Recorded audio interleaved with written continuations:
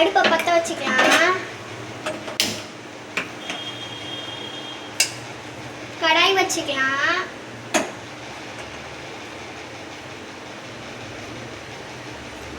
தண்ணி ஊற்றிக்கலாம். ஒரு டம்ளர் தண்ணி.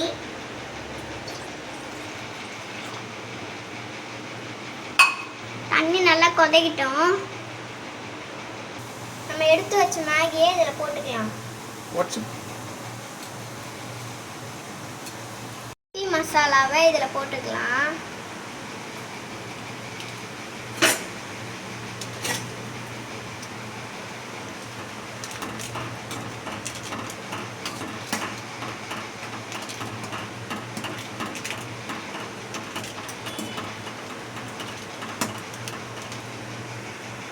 இப்போ என்னோட சரியாயிடுச்சு காய்ஸ். சாப்பிட்டு பார்க்குற வேலை தான் இருக்குது.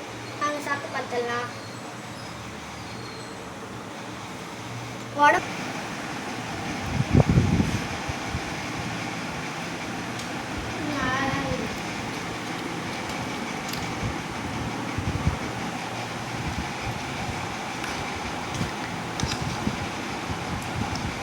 வாங்க சாப்பிட்டு பார்க்கலாம்.